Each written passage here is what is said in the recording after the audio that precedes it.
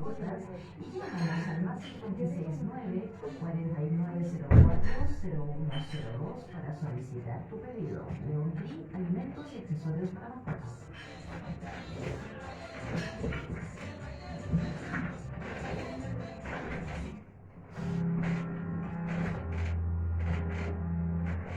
Tus uñas, Salón de Manicure, te invita a conocer nuestros servicios de esmaltado permanente, uñas acrílicas esculpidas, cristales, press-on nails, pedicure, manicure y mucho más.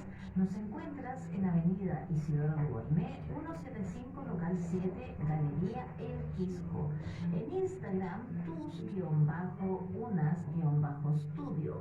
Reserva tu hora al más 569-7275-3014. Tus uñas, Salón de Manicure.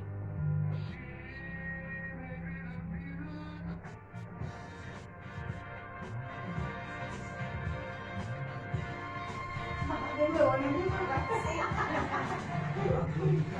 Y el Departamento de Salud de la Ilustre Municipalidad del Quisco presenta Prevenir es mejor que curar, con Marcela Villalobos, a través de la 107.9 FM o www.radioamigachile.cl.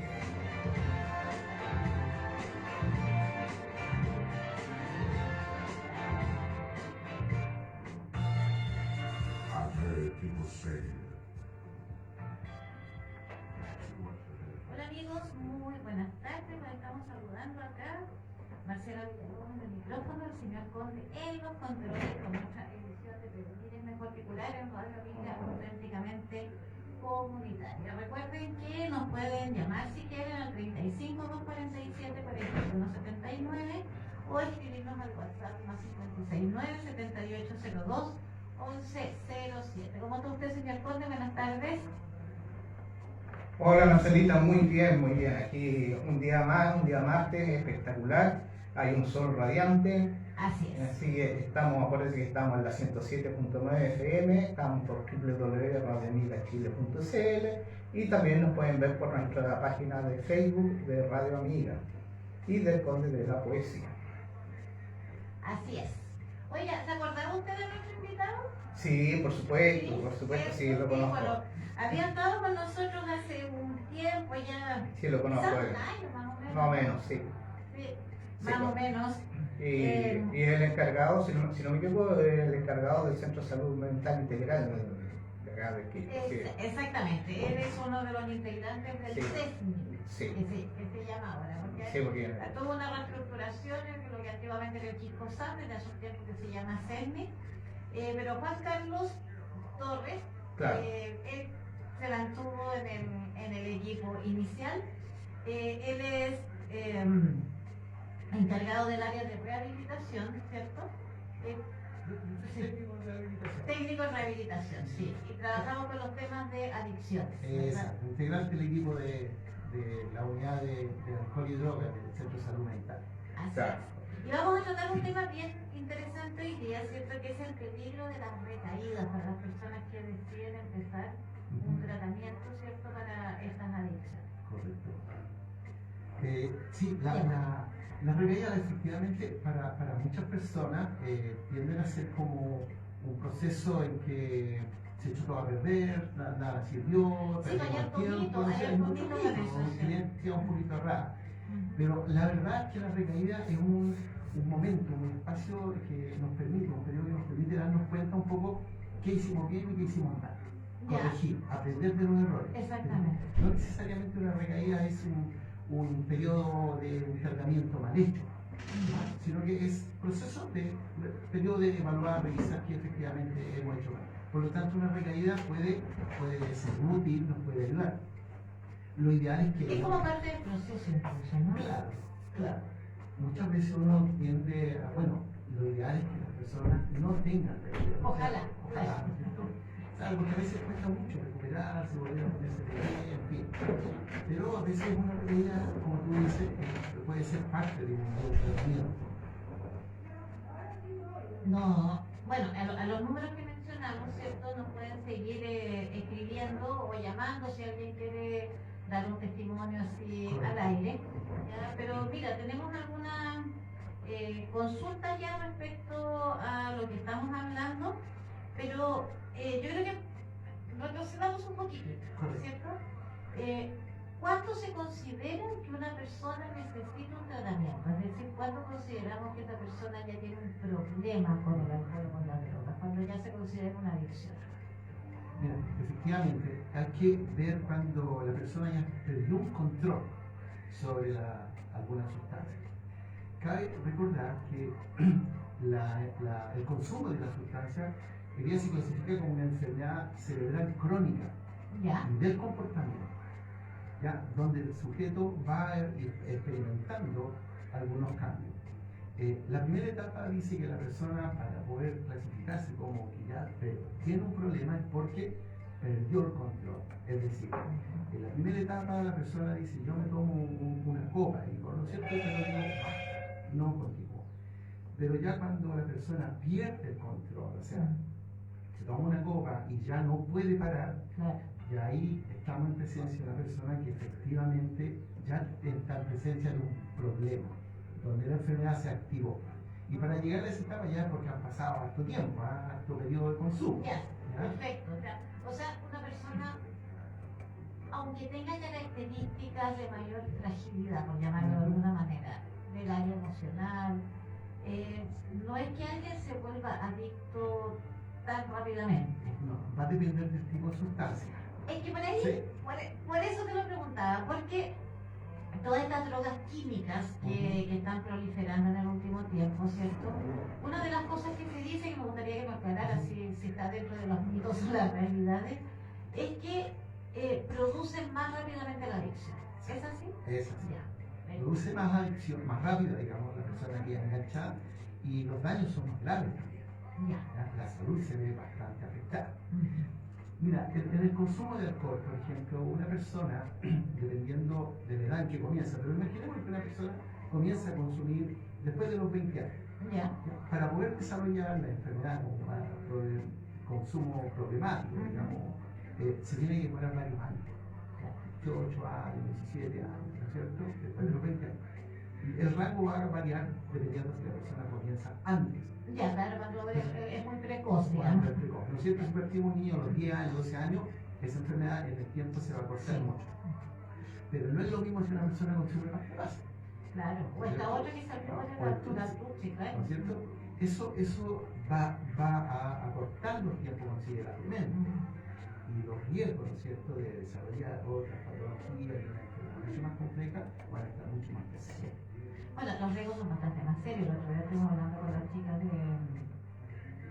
Bueno, no me acuerdo del programa más, de los accidentes cerebrovasculares, y que hay un porcentaje importante de accidentes cerebrovasculares que son producidos por un exceso de consumo de sustancias. Así que, Hoy día, esos son los riesgos. claro, hoy día entendemos muy bien, ¿no es cierto?, que la ciencia ha avanzado mucho en el tema de las investigaciones sobre los daños asociados al consumo de estas sustancias.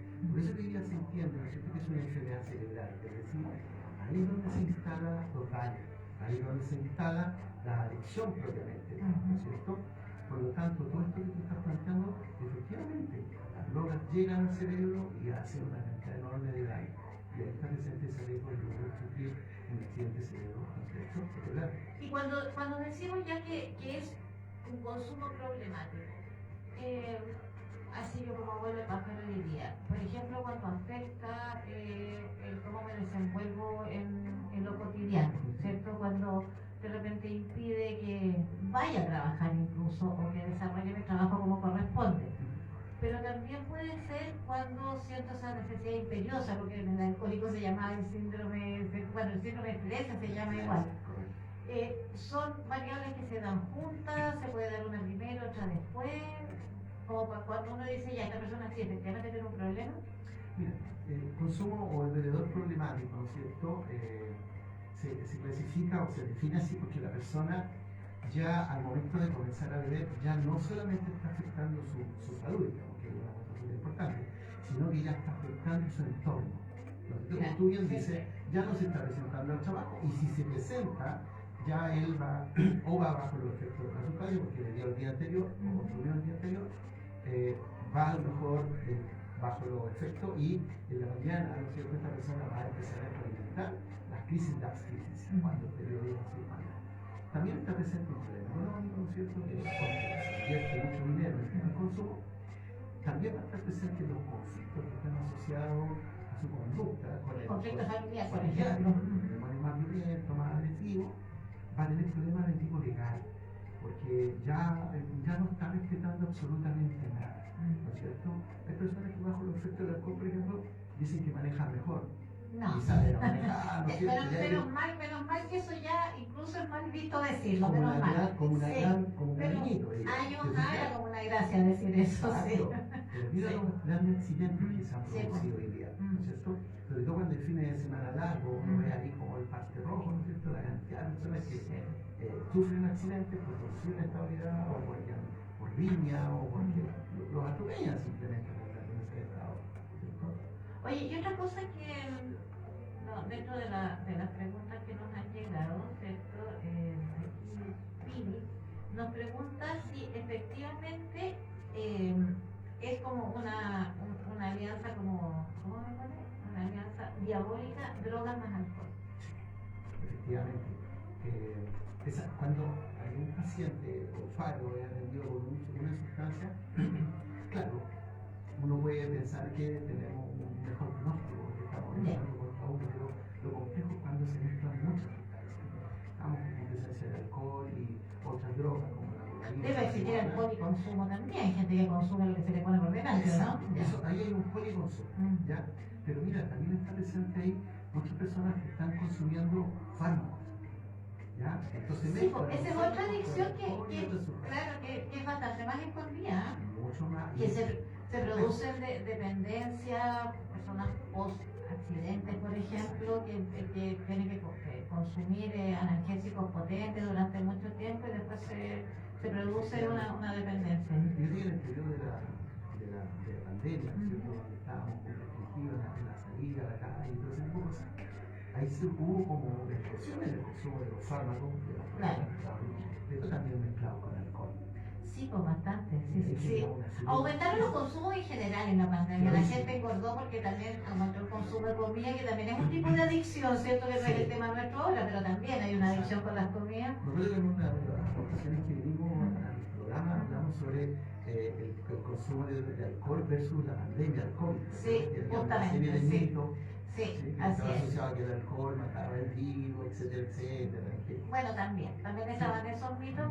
Y también tenía que ver con la ansiedad, ¿cierto? Hay mucha gente que recurre a alguna sustancia, lo que siempre se dice, como para evadir, ¿cierto? Evadir el miedo, que en un principio el miedo era muy potente. Después el tedio, porque también después vino el tedio, la depresión y una serie de cosas. Y la verdad es que es un mal aliado, porque en general la gente piensa de que no, que con esto me distraigo un ratito, me pongo más contento, pero eso dura poquito. Un poquito, además está asociado a personas que tienen bajo autoestima, que son inseguros, temerosos, de un perfil bajo, digamos. Entonces, un consumo de cualquiera de estas sustancias que le va a permitir elevar su seguridad, su autoestima. Claro, porque desinhibe, pero es una cosa bastante momentánea. Momentánea, pero a la persona en el momento le gustó.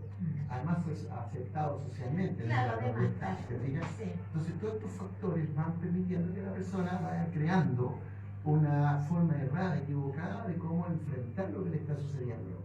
Porque al final las personas tienden a pensar que el consumo de alcohol es como una especie de fármaco. Lo hemos encontrado con algunos usuarios que lo utilizan, por ejemplo, para dormir, para manejar ciertas fobias como las crisis de pánico, y eso mezclado con fármacos.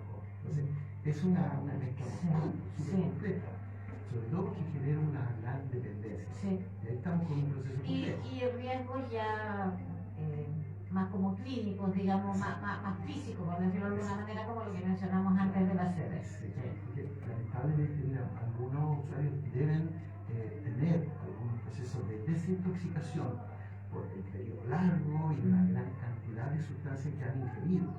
Pero lamentablemente esos procesos muchas veces son muy difíciles de alcanzar. Sí. Por lo tanto, la mantención de la abstinencia o mantenerse en sobriedad se le hace más complejo porque están luchando con una serie de síntomas que su organismo le está solicitando, así el consumo. ¿Te fijas?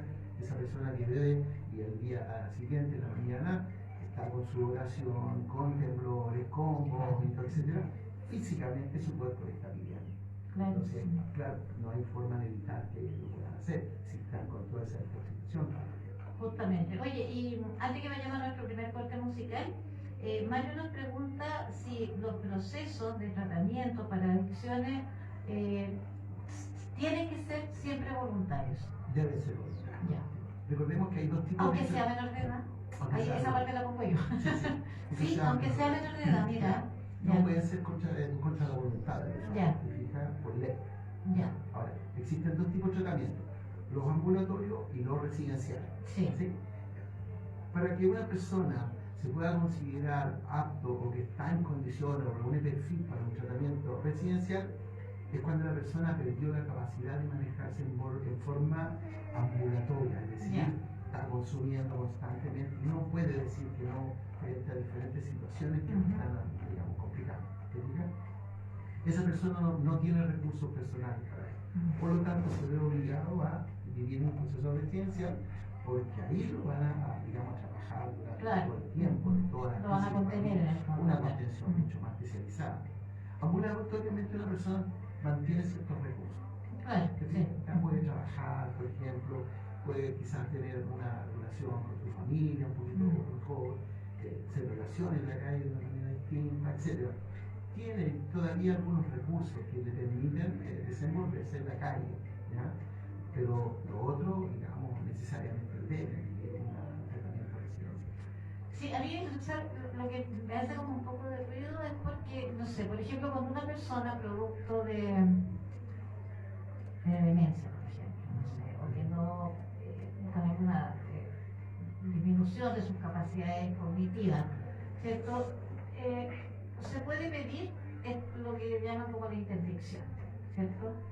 En el caso de una persona que está tan como perdida en adicciones, en consumo, ¿no existe la posibilidad de que la familia, por ejemplo, pida a un juzgado o una cosa así, que a esa persona se le declare como que no está en capacidad de hacerse cargo de sí mismo y poder hacerle como una intervención o un tratamiento?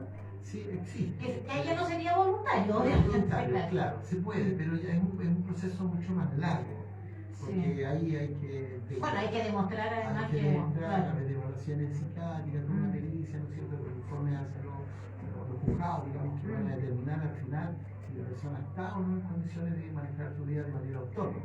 Claro, porque sí, porque al ser así, yo creo que a muchas personas, no tengo las estadísticas, pero tengo una mirada externa, a muchas personas que están en esos procesos de adicción, como que su mente ya no les deje el espacio para razonar. Entonces, como para que tomen la decisión de sí, necesito ayuda, entonces en esto de que tiene que ser voluntario, como que al final la persona va cada vez más en el hoyo y los demás no pueden como hacer nada para ayudarlo, por eso le hacía la consulta. Porque ahí se está movilizando esta persona, digamos, con el consumo. La enfermedad se apoderó y está tomando el control de la vida, Sí, de la persona, del tiempo. Claro, del ya tiempo, de no es todo. dueño de nada de sí mismo. Por eso es Sí. importante los tratamientos de rehabilitación, ambulatorio o residencial. O sea, como en cualquier enfermedad, es súper importante partir al inicio. O sea, Exacto. al primer síntoma, eso es un hecho. Sí. Y Pero debe como contar no con- siempre pasa eso. Sí, y debe contar con la motivación o interés del usuario de hacer un tratamiento. Pero también es importante que la familia acompañe en esto.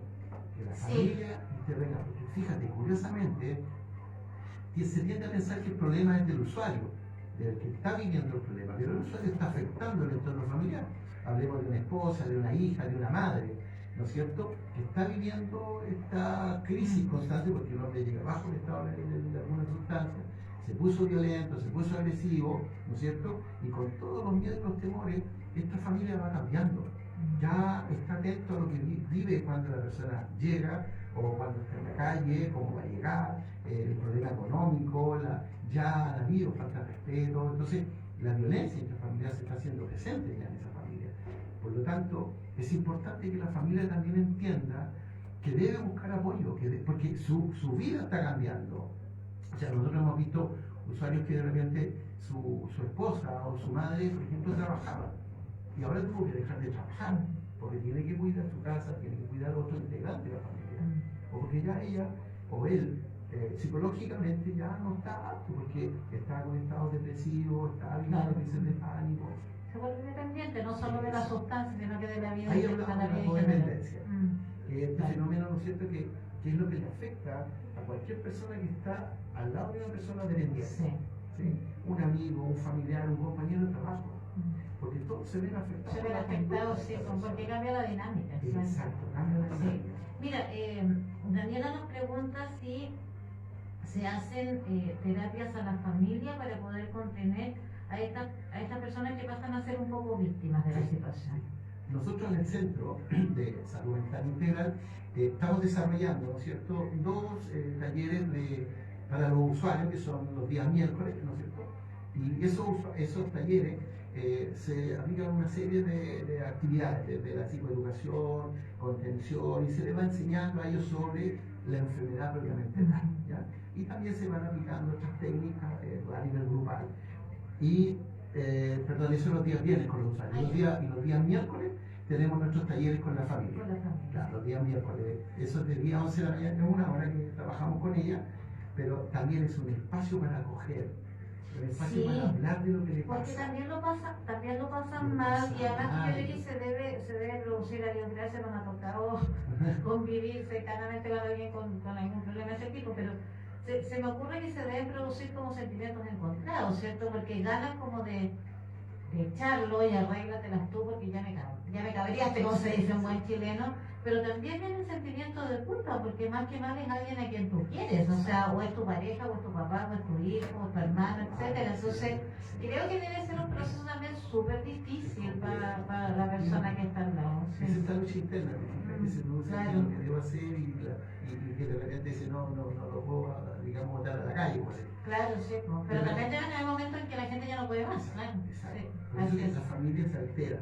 Mm. la familia cambia, se ve afectado por esta conducta de este usuario que de la noche a la mañana, o sea, a través de un tiempo, fue cambiando. Claro, se transformó en otra persona. Se cambió, Sí. es otra persona. Sí.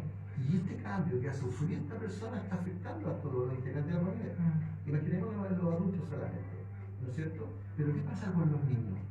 Este matrimonio, ¿no es cierto?, donde los menores no pueden expresar lo que están viviendo porque tienen miedo a las consecuencias. ¿te fijas? Entonces, los niños aprenden desde muy pequeños, donde hay una presencia de un padre alcohólico, consumidor de otra sustancia, de que lo que ellos están viviendo no lo pueden expresar. Entonces los niños aprenden a reprimir, a guardar las emociones y a reprimir. Por ejemplo, lo que se está presentando o evidenciando es la conducta de este adulto que está acá arriba. Pero es un proceso de terapia. A otros se les conocen muchas cosas. ¿Qué le pasa al niño en el colegio? Bueno, ¿Cómo vive en su casa? Sí, etc. hoy en día que afortunadamente la gente se terapia más, ¿cierto? Sí. Se descubren que muchísimas personas que tienen problemas conductuales o de relaciones en general, ¿cierto? Por problemas para relacionarse, o sea, no solo como pareja, sino que en la vida, en muchos casos tienen que han tenido padre o madre, a veces ¿cierto? Con problemas de consumo, sí. Y que si bien no necesariamente hayan vivido violencia, no, pero el hecho de haber sido estos como espectadores de esta situación les deja daños bien profundos. Sí. Por eso es que es tan importante que las familias no se pongan a un lado de un proceso. Si el familiar está caminando en un tratamiento, es importante que la familia también acompañe, que le pregunte al usuario, ¿te puedo acompañar? ¿Puedo participar? Porque como es un tratamiento del usuario, él tiene que autorizar la participación de la familia. Claro, sí. Porque nosotros tendremos personas En el adultas. momento que también te esté capacitado para eso, que te parezca. Exacto, ¿te fijas? Entonces, ¿qué es lo que sucede aquí? Si el usuario comienza a tener mejora, avanza y va tomando conciencia de su enfermedad, pero la familia quedó aquí abajo, con el dolor, con la rabia, con los miedos, con sus depresiones, el proceso va a ser irregular, porque Claro. la familia quedó acá. Entonces, lo Hasta ideal- pueden desmotivarlo. Exacto, Claro. puede ser un factor de riesgo. Mm. Pero si la familia crece junto a su familia, van a tener... Viven el proceso en conjunto. Exacto, ¿te fijas? Entonces es necesario que la familia también entienda esto, porque muchas veces nos encontramos que el usuario llega solo. ¿qué pasa con tu familia? No, es que no quiere, está aburrido, está cansado, ya no quiere. Y que es súper entendible igual, ¿ah? Sí, pues, sí, son procesos desgastadores. Pero bueno que él invite, Mm, que él le diga, yo quiero mejorarme, claro. pero si yo sigo culpable de lo que te pasa a ti, yo quiero invitarte que también tú tengas la oportunidad de poder ayudarte a mejorar. Claro. Afortunadamente en nuestro centro contamos con un equipo profesional, pero súper impecable, muy bueno. Sí. Entonces se le entrega todo lo que la familia necesita Claro, las herramientas. en herramientas. Sí. ¿Ya? Hay un equipo de infancia, tenemos un equipo de adultos y está la unidad de drogas. Para cada uno de ellos, ¿no es cierto? Sí. Hay un equipo profesional que está dispuesto a acoger y a apoyar. Súper. Ya continuamos nuestro primer corte musical y ya vamos a escuchar a George. Ya, y volvemos, tenemos varias preguntas más que hemos recibido de nuestros usuarios. Si no se preocupen, les vamos a dar cabida a todos allá, a sus consultas que están muy interesantes. Ya volvemos.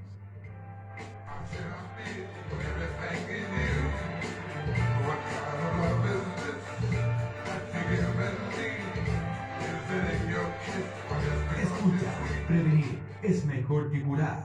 Junto a Marcela Villalobos en la 107.9 Radio Amiga.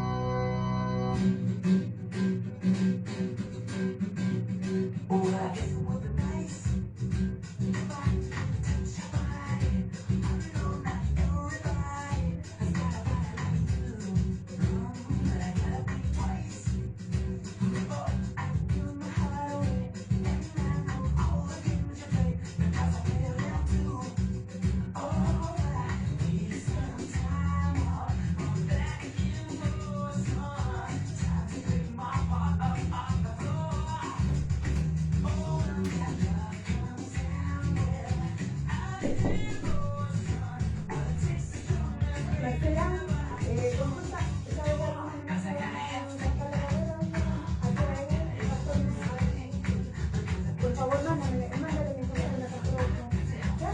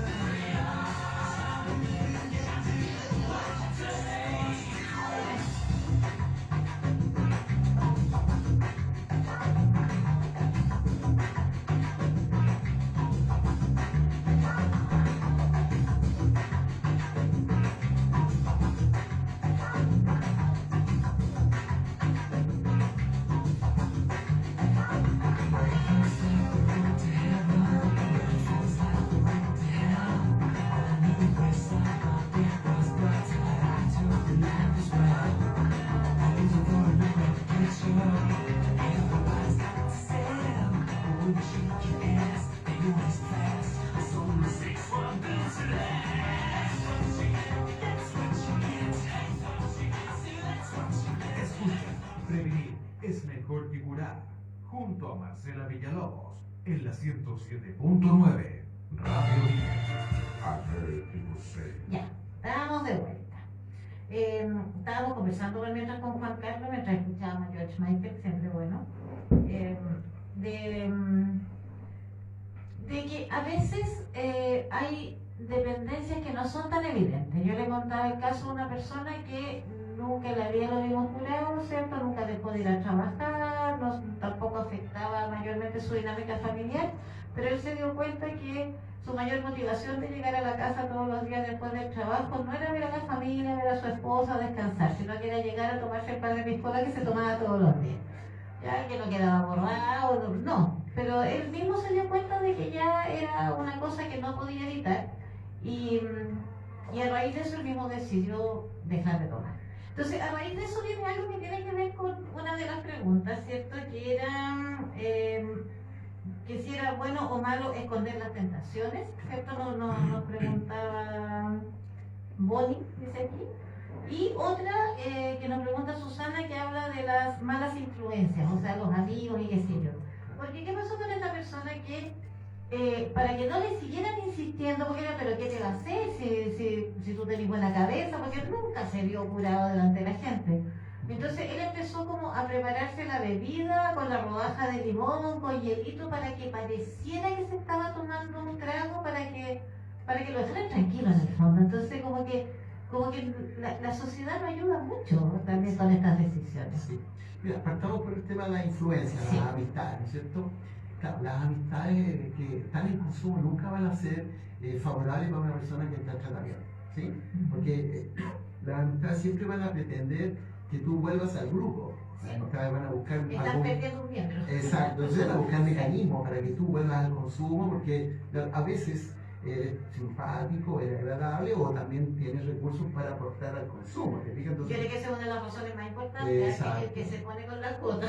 sí, y en esto no olvidemos que para un traficante, cuando una persona entra en un tratamiento de rehabilitación, no es bueno porque está No. perdiendo un buen cliente. Claro, Y va a obviamente. buscar mecanismos para que ese cliente vuelva a él. Sí. Desde entregarte los fiados o te los regalo. El Sí. cliente tiene que volver a mí. Claro. Entonces, todos esos fenómenos hacen que las personas vuelvan nuevamente al consumo. Entonces, la influencia de amistades negativas no es favorable para una persona que está en tratamiento. No es favorable. ¿Ya? Ahora, todos estos ritos que están asociados a la cultura etílica, efectivamente va a depender de la etapa en que se encuentra la persona dentro de un tratamiento. En etapas iniciales no es muy recomendable, ¿no es cierto? Que de alguna manera, como que se dice en el buen chileno, se torea a la persona. Claro, Tómate un ahí, trago, ¿qué te va a claro. hacer? O tómatelo no tan fuerte, no tan cabezón. Claro. Lo que ellos desconocen es que una persona alcohólica, por ejemplo, está con el piloto encendido, está con Sí, el automático al tiro. encendido las 24 horas del día. Entonces, una pequeña cantidad de alcohol lo va a encender. Pero sí. Y esa persona puede estar una semana o 15 días en abstinencia, disfrutando quizá de una buena relación con su familia, porque está generando un cambio en su vida. Pero al momento de beber no lo va a parar nadie, porque se encendió y posiblemente va a estar nuevamente una semana en consumo con todos los conflictos y todos los problemas que pueda ocasionar en él y en el entorno ese estado en que él queda. ¿te fijas? Entonces, no es recomendable, sobre todo cuando las personas están en un proceso, en la primera etapa, exponer las situaciones de riesgo. Por eso es que se les pide a la familia, por ejemplo, que no pongan alcohol en la mesa cuando el alcohólico, el consumidor problemático, está haciendo gran esfuerzo para no beber, ¿ya? Porque recordemos que un alcohólico o un adicto a cualquier sustancia, esta adicción está instalada en su cerebro. Sí. Entonces, los estímulos le pueden generar deseo, ganas de consumir. Por ejemplo, una persona que es adicta a la pasta base, el solo hecho de escuchar la palabra pasta base, a este sujeto le va a generar o le va a entrar una angustia, un deseo por volver a consumir. No estamos hablando de que vio la droga, no estamos hablando de que No. alguien, estamos hablando de que Solo se lo imagino. solo se lo imaginó Sí. al escuchar eso. Entonces, las personas pasan por un proceso de alto sufrimiento, porque Sí. no es fácil para él comenzar a vivir una vida en sobriedad, es difícil. Entonces hay muchos factores de riesgo que están presentes. Entonces, ¿qué es lo que pedimos nosotros? Solidariza, sé empático, tú que no bebes, tú que eres el hermano, tú que eres la esposa, tú que eres la madre, Claro. acompaña en el proceso, no le pongas situaciones de riesgo, porque por ahí puede aparecer, como me contaba hace tiempo atrás, un usuario que le decía al hermano, oye, pero vamos al cumpleaños de mi hijo, pero vamos a poner poco alcohol, pero su hermano se estaba rehabilitando, Claro. entonces no lo puedes No, poner en exponer, situación. sí, exponer. Porque está todavía en una situación como de fragilidad en esos Demasiada momentos, claro. fragilidad, o sea, esta es Sí. una enfermedad que se enciende la persona en cualquier Sí. momento, pero después nadie lo va a poder parar. Sí, Complejo. sí. Después los culpables desaparecen.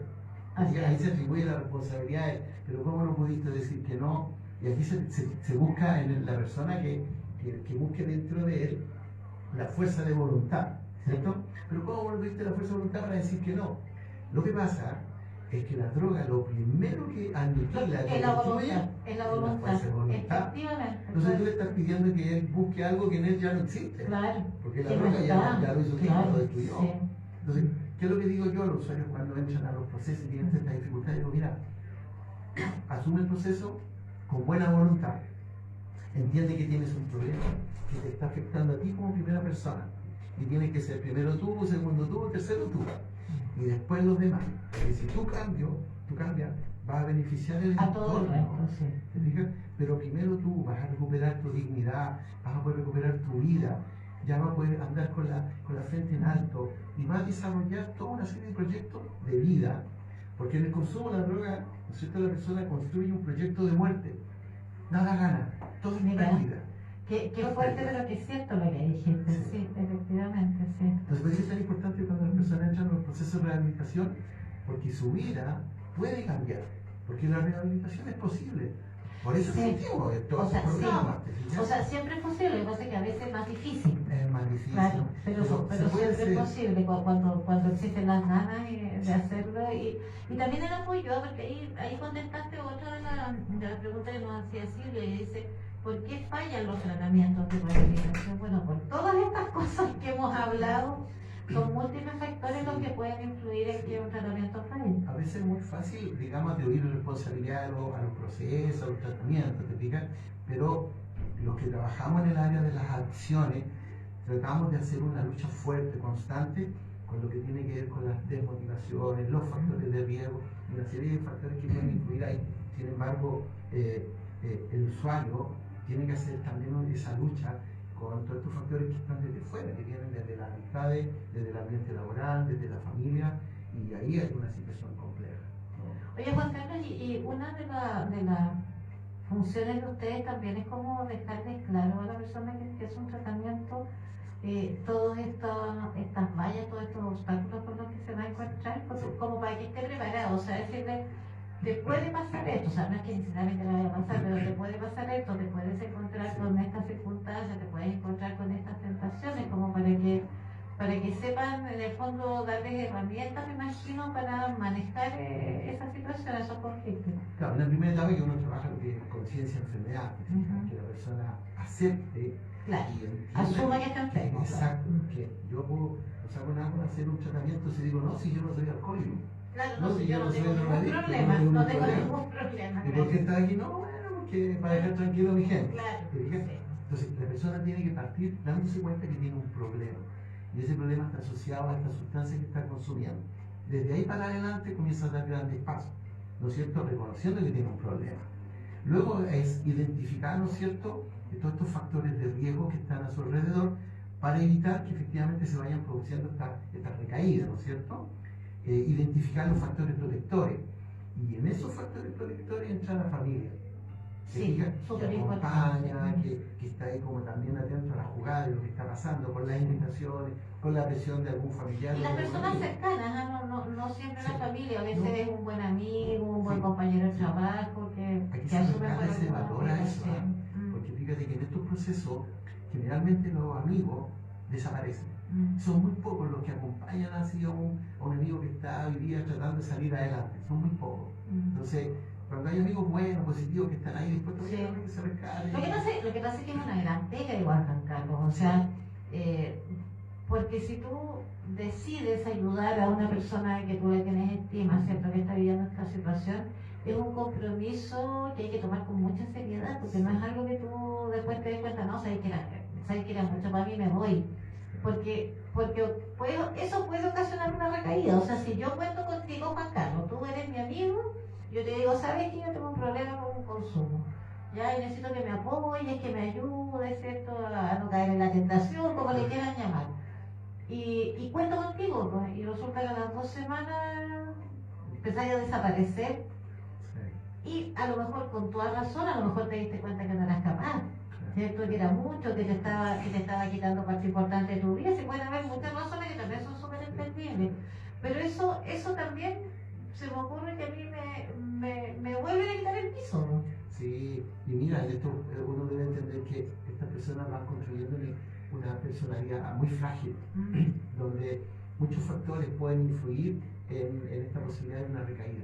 Claro. Muchos factores. Entonces, la fragilidad no me permite enfrentar, quizás, por ejemplo, de una manera más madura, el alejamiento, por ejemplo, de un amigo, o el término de una relación con una polola, de pareja, esposa, claro, sí. o el despido, o el quiebre de un negocio, o una enfermedad, o una noticia mala que de repente pueda recibir. Al revés, todo eso puede ser motivo para recaer, claro. Puede Claro. ser motivo para Sí, eso. claro, Entonces, efectivamente. hay que potenciarlo, hay que trabajarlo. Por eso que te comentaba al principio, en nuestro equipo hay diferentes especialistas y cada uno de ellos va abordando, de acuerdo a su especialidad, a su temática, estas áreas que están ahí abiertas en estos usuarios, de manera que él pueda tener una atención más completa, más universal, más integral en el fondo. ¿Ya? Claro, porque el área mía es ver el tema de las drogas, el tema del alcohol. Pero ¿qué pasa con una persona que viene arrastrando problemas traumáticos, conflictos de su historia desde niño, separaciones? Claro. O sea, todos los factores de riesgo que le hicieron llegar a ser un Eso consumidor. tiene que verlo como un especialista, Claro. ¿no es cierto? Y si el usuario necesita tener un diagnóstico agotado relacionado a otras patologías y necesita también un tratamiento farmacológico, tiene que también estar un especialista ahí para que vea qué fármacos que va a necesitar. Entonces, este usuario hoy día en el centro cuenta con un equipo que en verdad le puede cubrir una serie de necesidades y un servicio mucho más completo. Sí. Bueno, Claudia nos hace más una pregunta, es un comentario, que muchas veces las razones para caer en adicciones vienen más desde lo emocional, de carencias.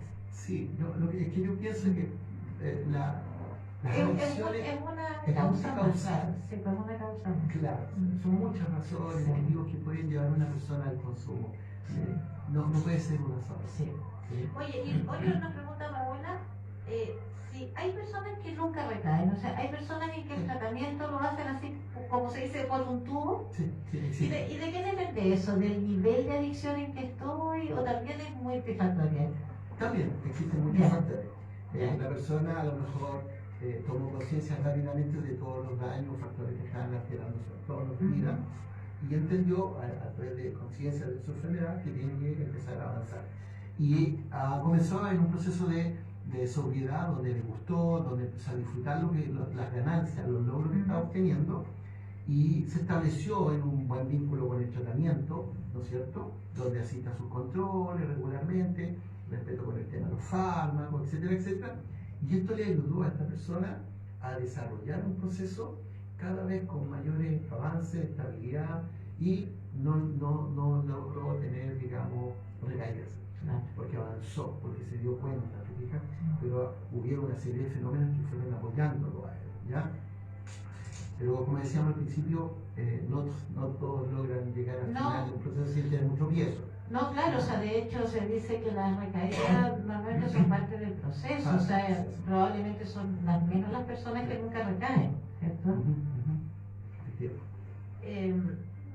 Y lo último es, ¿qué pasa cuando hay daño ya a nivel neurológico por el exceso de consumo? ¿Cómo se recupera eso? Porque eso también sucede, ¿no? Sí. No es un decir nomás cuando dice que está matando las neuronas. No. Y mira, qué buena la pregunta que tú hiciste al final. Sí. Porque resulta que la ciencia ha avanzado mucho, ¿ya? Entonces los estudios sobre los daños que están produciendo las drogas, el alcohol en el organismo de las personas, hoy día nos entregan antecedentes que existe lo que se le llama hoy día la neuroplasticidad. Sí. Porque las drogas llegan al cerebro y en una área, ¿no es cierto?, del lóbulo frontal que tiene que ver con este sector de acá, de la frente, ¿no es cierto? En este sector existe una serie de funciones de nosotros los seres humanos. Estas funciones son las que nos diferencian a nosotros los seres humanos de los animales. De los animales. ¿Ya? Entonces, cuando esa área del cerebro comienza a verse afectada, porque la calidad de la sangre que está llegando o la irrigación al cerebro va porque hay toxinas, porque va con drogas, ¿no es cierto? La Además persona- que se producen cambios físicos, taquicardia, una serie de muchas cosas. alteraciones. Entonces ese cerebro, esa persona se va a ver afectada. ¿Ya? Ujú. Entonces, ¿qué es lo que nos dice hoy día la ciencia? Que esta neuroplasticidad va a permitir que a medida en que la persona detenga el consumo, ya no se meta más droga, este cerebro se va a ir, ¿no es cierto?, recuperando. Ya. Esa es la buena noticia que existe hoy día. La neuroplasticidad permite que el cerebro se pueda recuperar. Hay ciertas áreas que pueden ir cumpliendo funciones de otras, que a Claro. lo mejor no están todavía bien, ¿te fijas? Ujú. Pero se puede dar. Entonces, ¿qué es lo que le pedimos al usuario? Deja de consumir, porque tu vida puede recuperarse mañana y puedes volver a construir, como decíamos, un buen proyecto de vida, donde hay muchas cosas que puedes hacer aún, pero que no se vaya matando con las drogas, porque tiene una opción de vida ideal. ¿Sí? Sí. Entonces, el cerebro se puede recuperar. Ya, perfecto. Eso es lo O sea, más. siempre hay una esperanza. Sí, sí, Puede sí, ser de todas procesos que van maneras. a ser más complicados, más Sí. largos seguramente. Claro, sí. Pero de que hay una lucecita al final del camino siempre va a estar. Esa es la buena noticia que tenemos hoy día. Se puede recuperar la persona, puede tener un buen proyecto, se puede ordenar y puede tener como lo que siempre posiblemente habría soñado en estos periodos en que están en crisis, ¿no es cierto? Donde la persona tiende a creer que ya yo no tengo solución, ya soy como prácticamente un caso perdido. No es así. Si se tiene un buen tratamiento, si tiene un alto compromiso con el proceso, si tiene